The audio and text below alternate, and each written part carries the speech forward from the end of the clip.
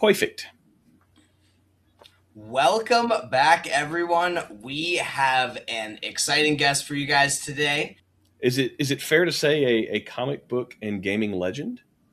I don't know if it's fair, but I love it. So, I mean, just below the Stan Lee level. Oh yeah, for sure. Yeah, the Stan Lee, Jack Kirby, John Byrne. Yeah, I'll take it. I'll take anything like that.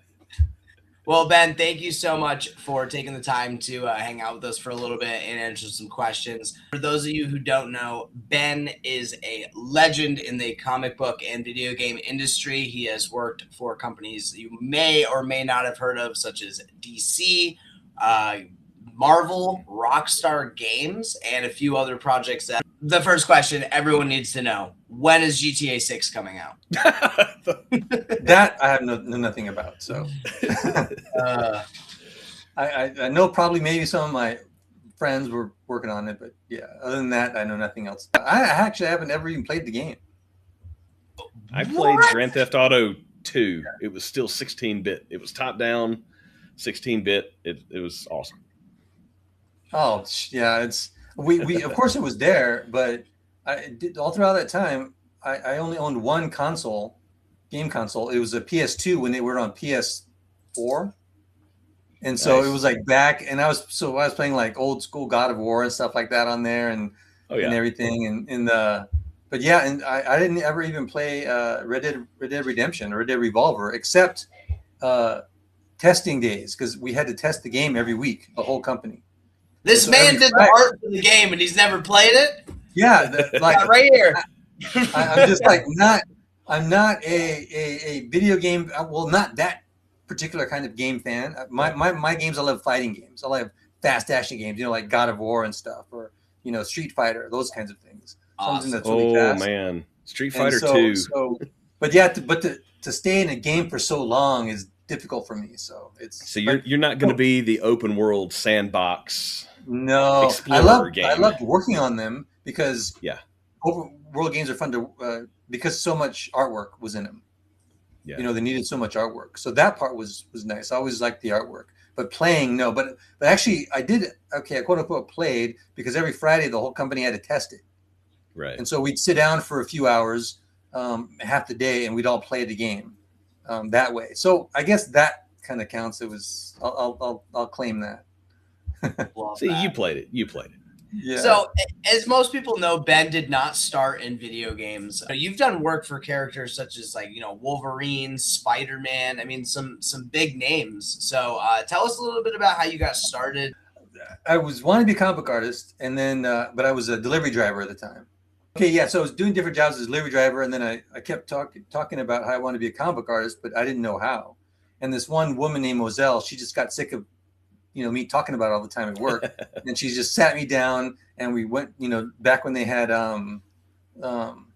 Yellow Pages, and we searched for like an artist, and it was a group that met every week, I think every week, and they were artists, but they were cartoonists on the Sunday morning cartoons. Yeah.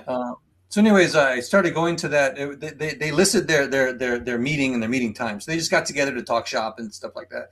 And there was like a couple of cartoon voices, voice actors there that went to this. And so I went to that, and I went for a few times. And obviously it wasn't comic books, but I still went because that's the only people I knew, that were artists. But then one guy that went there, his name's Shell Dorf. He noticed that I was going to keep coming, and I was serious about coming, and that I could draw. So he ended up having pity on me and introduced me to this other group, invited me to another group that were actual comic book artists in San Diego. And one of them was actually one of my favorites. Wow. His name was Brent Anderson.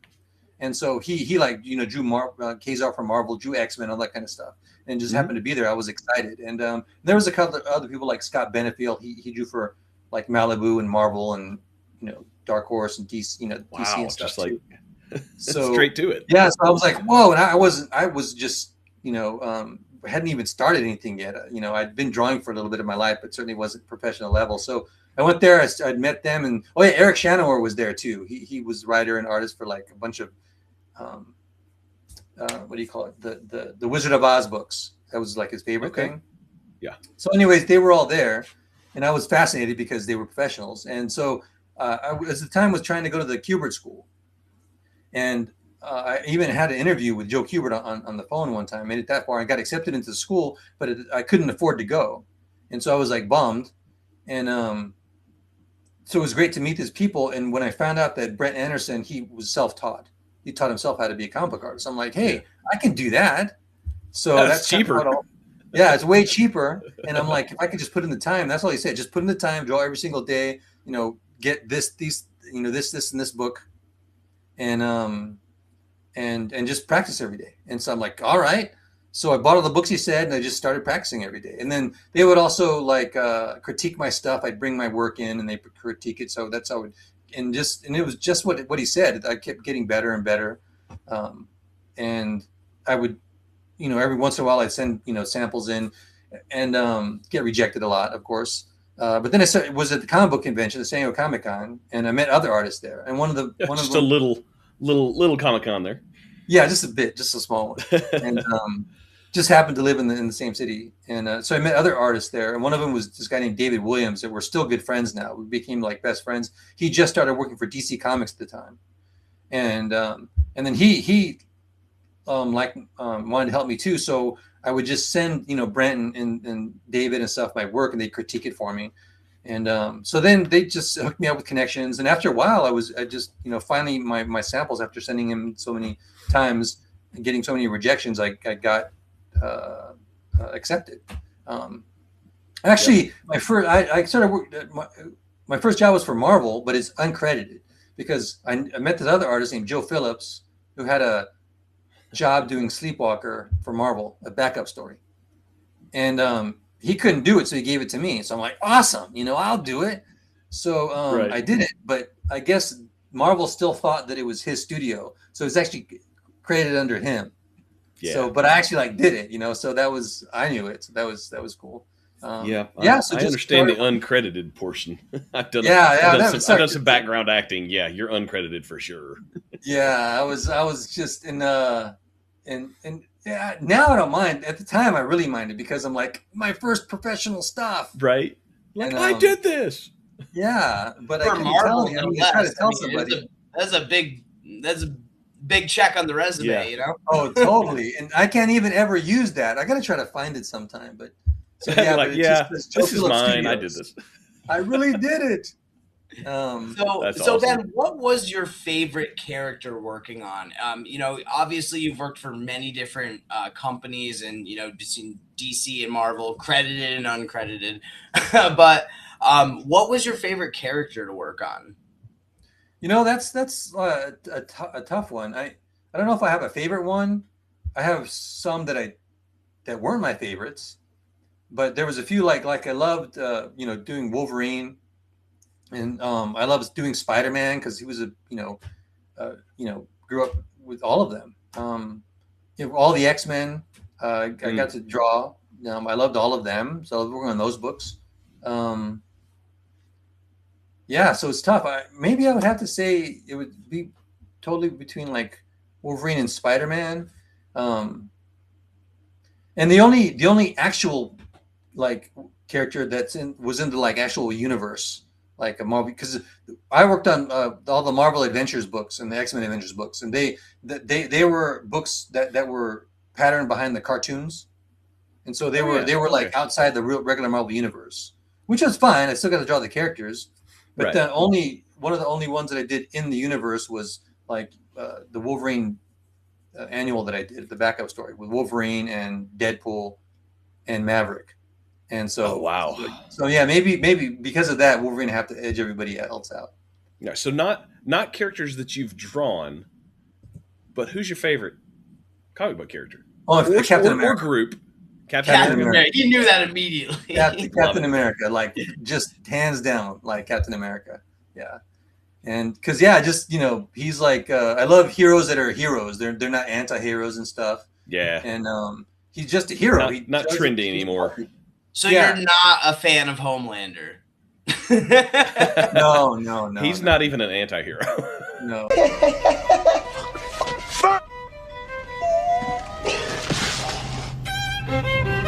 I'm not a fan of the Punisher. I think he's okay because he's a Marvel character. I love Marvel. Sure. Yeah. But yeah, I love. You heard it, folks. Marvel up, DC down. Okay. Exactly. I don't want to offend anybody, but I don't even really like Superman or Batman. I will watch the movies because it's the only movies that we get. Yeah. But I'm not a. I'm not a Batman. I love the Batman movies. It's a big controversy. I don't want to offend anybody. So. Yeah. Oh, we love offending people. We don't care. So I did read The Death of Superman when it came out. I read that one. That one. Yeah, I don't ever read. The only time I'll read the comic books, Superman or Batman, is if it has an artist that I like. You just want to see their art. Yeah, that's it. Otherwise, I won't pick them up the characters at all. And yes, because I follow artists, but also like you said, I like you. I said I just love Marvel more than DC anyway, so I don't really pick up. So Captain America is my number 2. Oh yeah, who's your number 1? Nightcrawler from the Excalibur series. I love that character. It's not one of my favorites, but I love drawing him. That was my favorite. That was my favorite. That the very first, 50 issue run where they had a complete story in the first 50 or 60 issues. I loved that series. If you give me your email, if you want, I could send you a high-res version of Nightcrawler colored sketch that I did. And we're gonna need hell yes. and for our Alpha Origins people, no, I'm not giving that away. That's mine. You can make they're good. It's high res. If you want, you can make a high res copy of it. Okay, we'll see for our community there. Yeah, I just love that character, man. Everything about it. I just created my own project recently it's heavily influenced by Captain America, the project that I'm working on right now. Ooh, got some alpha for you here, folks. Yeah. Triple threat. My project triple threat. For sure. I assume people can keep up with that by following you on your social media pages. Oh, yeah, totally. X is where I post the most. Yeah. Guys, we'll have Ben's link in the description. It's also, we have it linked on our on all of our stuff too. So Thank you. Awesome. So Ben, as we know, you worked in both industries, the video game and the comic book industry, and you're actually credited as a 2D and 3D artist in Red Dead Revolver. We got a copy of that right here. Also, Midnight Club, both Rockstar Games. So tell us a little bit about what it was like moving from, I guess, like 2D to 3D, and kind of some of the differences between doing art in the comic book industry as opposed to the video game industry. Oh yeah, there's just immense differences. Well, immense differences depending on what you do. Like if concept art, there wasn't like a ton of difference. It was just drawing, and just with that, I got to do a lot more color my own work and stuff. And but of course, it was just mainly concept designs of creating designs for characters and environments and stuff. So it was kind of similar. I was like pretty much drawing the same stuff, but a really big difference was the 3D. So that was just like vastly different because it was all 3D, so you had to build models and things. And of course it helped to know 2D, which is one of the reasons I got into it, to build stuff. But there were so many 3D artists that didn't even know how to draw. So because it gets all technical, and in the beginning it wasn't as technical, and so I liked it a lot more with modeling things. Because I also really enjoyed the building 3D models and stuff. That was really fun. I liked a lot. But another thing that's vastly different is it's so technical, and the more and more it got to be more and more technical for me, the more and more I disliked it, because it's not just about building the model. You have to make that model work in the engine. And then it's also, it's not just the model, you have to texture it. And now that, your painting skills can help you there, but you have to even learn how to paint in a different way, because you have to make it, like lay it out on a flat thing and wrap it around the model. You have to take a shot of it so you can, the UVs, lay out the UV. It's just, so it gets really technical, and that's what's not fun for me. That's what, with comic books, you could just like draw whatever, be free. And with 3D artwork, you can't do that, unless you're like you're a 3D concept artist, you know, like with ZBrush or something like that. Okay. Then you don't have any technical constraints. But when you're a production artist, it's all technical, and I did not like that. So that was, of course, very different from being a concept artist or even drawing comic books. And that's what I missed. That's why I returned to comic books, because I just love the freedom. Like the 3D modeling job I hated the most was when I had to model. I became they put me on to be a vehicle modeler, and you know, that game that you just said that I was on, Midnight Club. Yeah, Midnight Club. I keep forgetting that name. He's done so much he can't remember. Yeah, Still exactly. So I did two vehicles I modeled for that game, and that was done. They like took me off the team because I was not having fun, because you have to model them exactly to spec. You know, there was like no leeway, you know, and so there was no freedom. So it was very stifling. And so those are the big differences, technical, you know. And Ben, I completely agree with you. I mean, one of the first things I learned how to model was a rock, and the amount of effort that went into making just a rock, with the texture painting, the UV mapping, like you were just explaining, the modeling itself. There's a lot that goes into it, and it is vastly different from just being a traditional artist. But it is interesting to see that you went back to comic books afterwards. Yeah, I had to make a choice, because I was not doing so well. Like in the last couple of years, I was working in a video game company, because it was getting more and more technical. And I didn't even take geometry in school. And so when I went to the 3D world, you know, there's X, Y, and Z. Well, I'm like, what is this? I don't know. You know, I just really all geometry. Yeah, I like just doing my best to relate to it, and how I learned how to draw comic books, because you have to learn perspective and stuff. You know, so that's the closest thing I could do. So all the technical stuff was getting beyond me, you know, and I could have learned it if I would have spent more time, but I was just having more fun doing concept design and comic books and stuff, creating that way. Sure. So that's how I got out, because after a while, even the artwork, the creating characters and vehicles and stuff got more and more technical. So after a while, they put me just on, like, I was an assistant to the technical people, and so they would do blah blah blah whatever they were doing, and then I would like help them set everything up, you know. And even on like all the artwork that I did on Red Dead Redemption, I didn't really do any artwork on it. You know, like I was like assisting, and I was placing objects and tagging them for, you know, so you wouldn't, like, you couldn't walk through them, you know, the bounds. Yeah. Because you have to do that with all the characters, so they could know to walk around it and stuff. So I was just doing and then level design. I would lay out the level and that kind of stuff, because the Darwin was just way too technical, and I just didn't want to, like, you know, stay after or take extra classes to like be more technical. So. No, level design is a really fun. That's one thing I had a fun time with, setting up where I wanted everything to be, how the map was like. So that's pretty cool, actually. Yeah, that was fun, because you didn't really there wasn't really artwork. There was artwork, but it wasn't completed. So you could just take whatever, like objects that weren't even textured, and throw them in the level to lay out the things, so where they were gonna, you know, go, and that was it. Yeah. Then later you textured them, you modeled the models, textured them, and tagged them, you know, for bounds. So that was cool too. So I did some of that, but I was like working on helping this guy do like the hair and cloth movement, which is highly technical stuff. Yeah. For like you know, Red Dead Redemption, and also table tennis for Rockstar.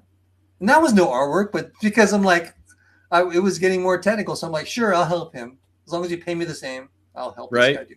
I didn't understand it, but I'm like, just tell me what to do. Yeah, but you had the so-called artist eye. You could like it and be like, I'm not sure what you need to change, but that's not right.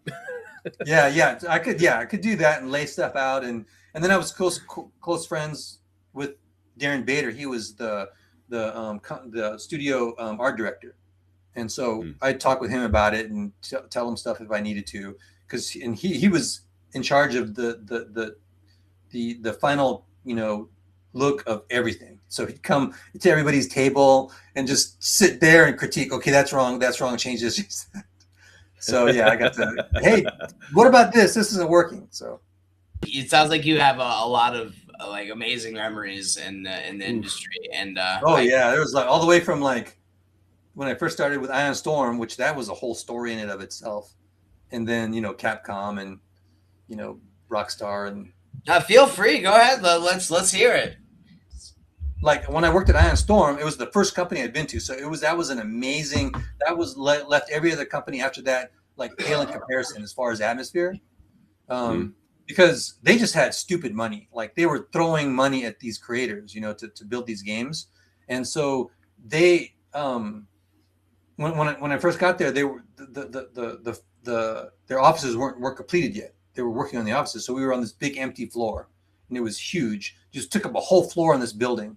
But when it was done, we went upstairs, and it was like we were working in a video game.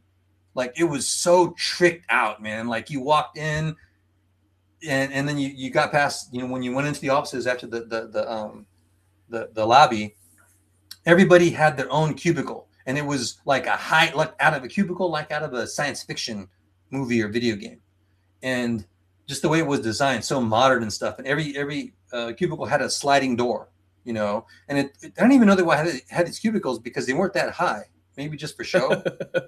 And you can get a little bit of privacy, but anyways, and then it was like a tri-level or double level office, and they separated the teams, and by the game you were working on, the team, and then you could go upstairs, and they had like a meeting room. Then they had a locker room with showers. You could take showers there. They had beds you can sleep in to take naps in or spend the night.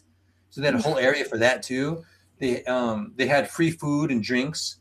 They had a death matching station where you can go and death match people. And then now you death match other people, but they had another section with the couches that you can watch them death match each other on the screens, on the monitors. So they were death matching, and you could watch them death matching. And then on top of that, our ceiling was the roof of the building, and it was all glass, And then, but because we were a video game company, which was really dumb, this is extra expense they did not need to do.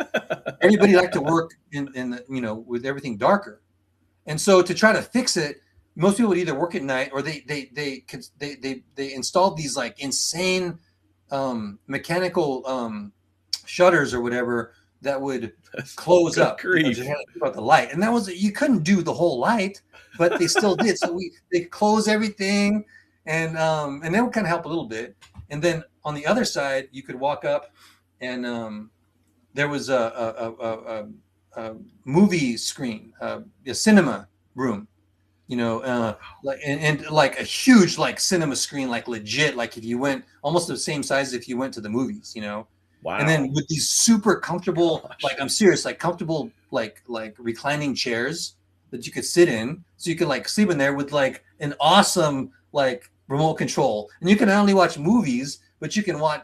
You hooked up the cable, a TV channel, so you can go in there and just watch TV on this humongous screen, and you could use it. Anybody could use it anytime after work, like you come in on the weekends or work or whatever, and then and you always had access to this office. You could come in like, at 3 a.m. if you wanted to, and work or leave or whatever. There ain't no way any of these studios would do that anymore, because they're worried about expenses, and it's not about the environment for the staff. It's about, we got to make as much money as possible for the shareholders. Yep. There ain't no way they're doing that anymore. Well, they also did this because the ones that started the company were like rock stars at the time. And so they wanted to like present that image, and so they just went crazy overboard with. And of course, that was not helpful, because their games didn't even do that well, So they didn't make any revenue. The only one was the game that did well at the offices I was at, was on the team I was on. It was Anachronox, and they finished that. They got it out. It did pretty well. And actually, the studio that did better was Warren Spector's studio in Austin, and he's the one that came out with Deus Ex. And so they did it right. Yeah. Like they kept their offices like chill. It wasn't that expensive. They just produced, focused on production. And come in here and work and go home and play.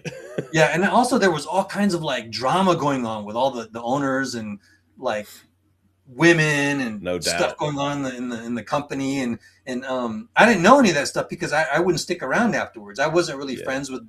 I didn't hang out with any of the owners, but they had their posses, and so they would knew what was going on, and I was like oblivious. I just like come in, do my work, and leave, and I would like talk to I mean, I had artist friends there for sure, but I would became really good friends with the HR side, like all the office people that run the office. And Those are the so, best people to have on your side.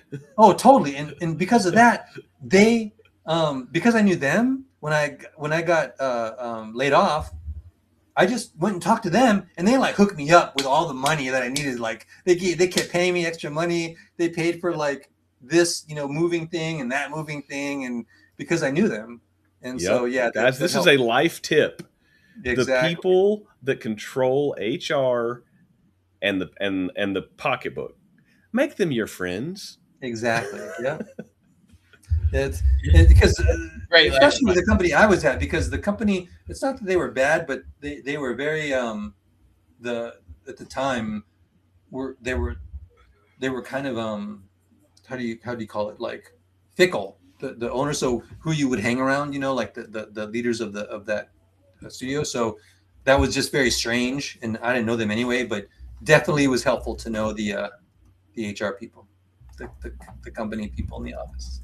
If you look it up, ION Storm, it'll come up all these different rumors and stories about what was going on and all that kind of stuff. Like even years later, like a few years ago, someone contacted me to interview me just so they can get the scoop on what was going on at the studio. And I'm like, Like, I don't know. that was like 10 years later. They want to interview Yeah. me and stuff, and I couldn't say nothing because I didn't know. I You're didn't. like, I did my wasn't work and I involved. went home. I wasn't involved in all that nonsense Exactly. or alleged nonsense. So if you've been with Alpha Origins for a while, you know that Ben Herrera is the artist who did our artwork for our NFT project. So I guess my question for you, Ben, is when did you get into the NFT space? Why are you in the crypto space at all? I got in, gosh, like 2021, I think, around there. No, 2020. Around there, 2020, 2021. Mhm. And of course, I heard about crypto because it was all over the news and all that kind of stuff. Right. And NFTs was coming out in the news, so that's how I first like heard about everything. But I didn't really get into it. And but when I have a friend, Mike Miller, he's also a comic book artist, and and he was heavy into it, man. He'd been into it for like a year and a half or whatever. It still is. It still is before I was, and he kept trying to get me into it, kept telling me about it, posting all the time. And I went out there to visit him. He was like really pushing it. He even sent me like, here, I'll give you introductory free crypto. And I didn't even have a wallet or anything, man. I didn't know what that was.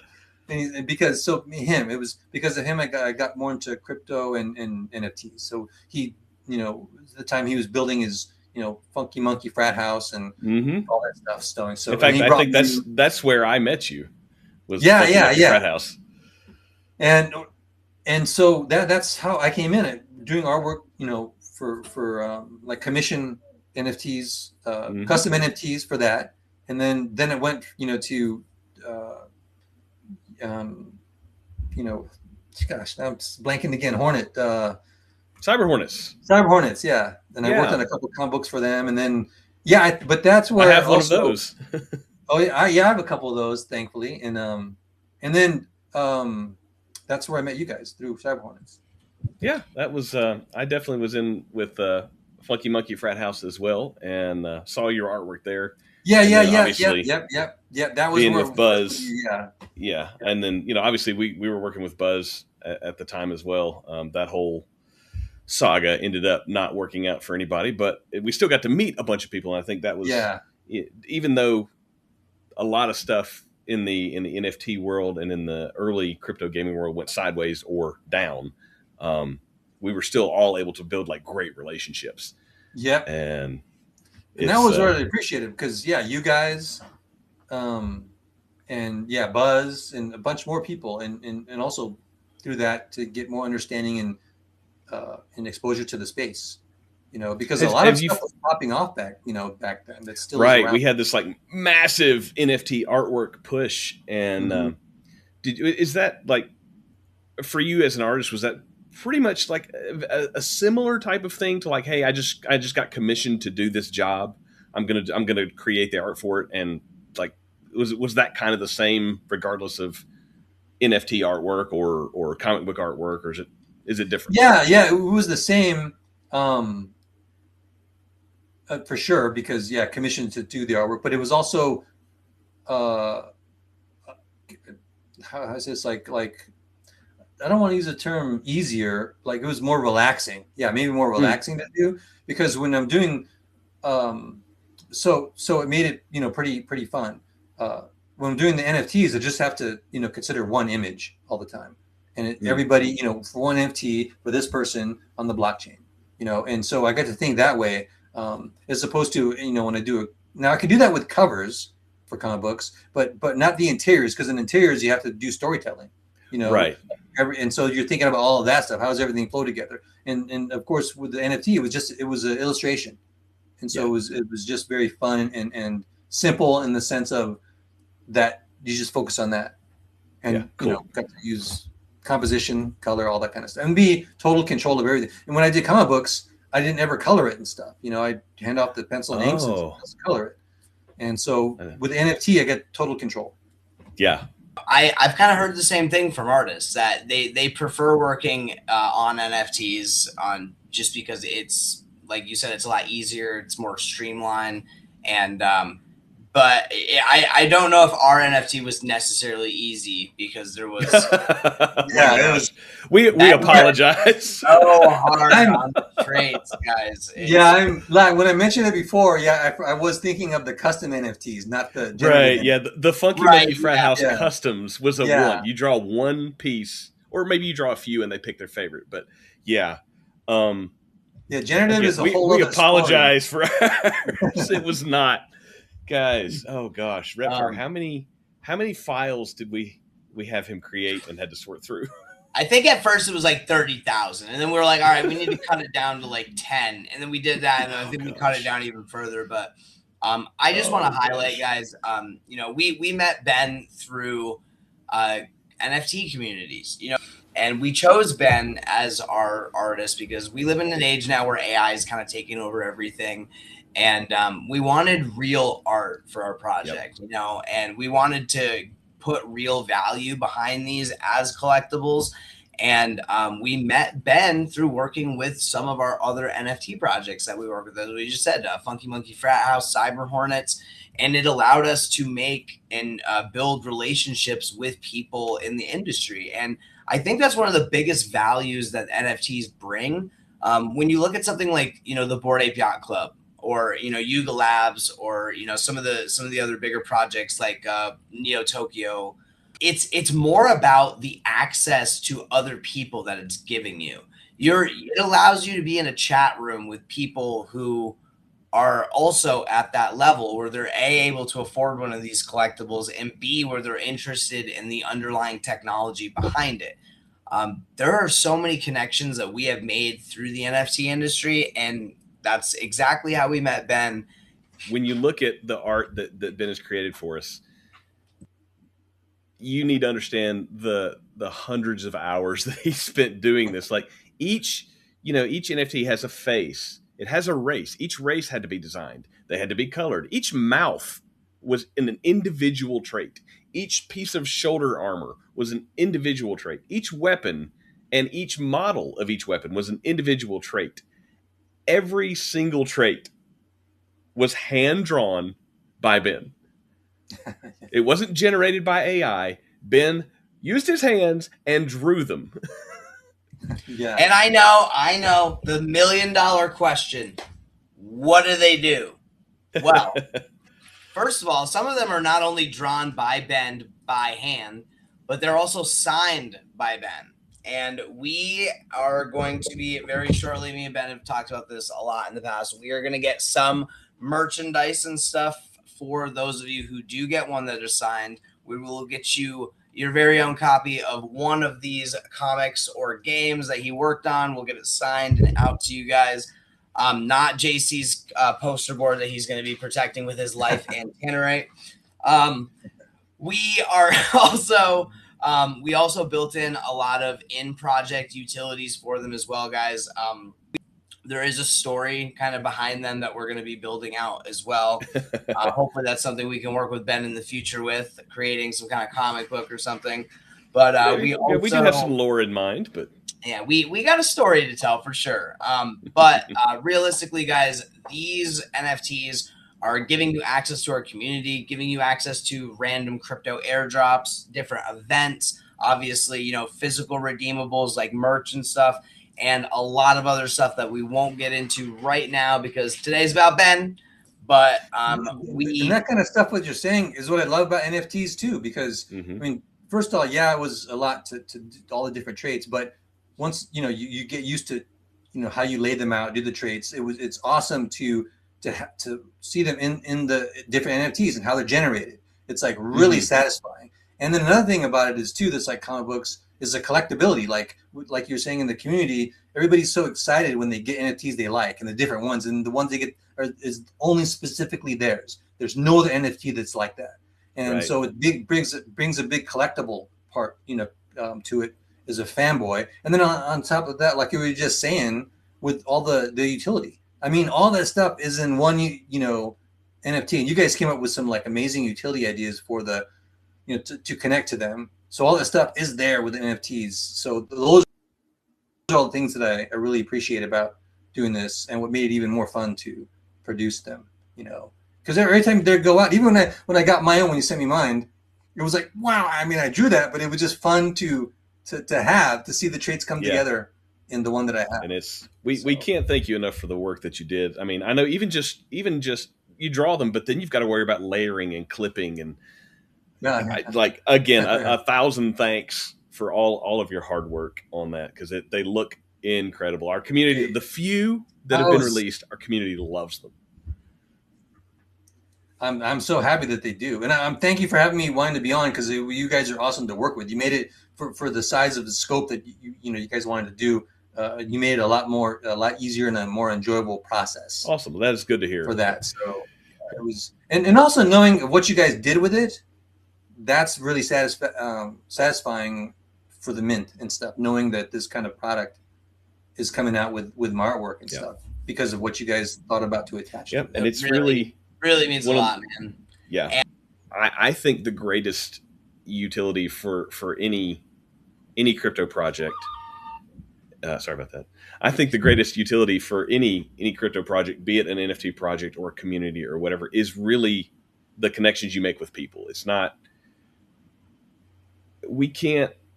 I'm not an artist. I would never in my life go out and meet an artist, but I met you because we're involved in this space.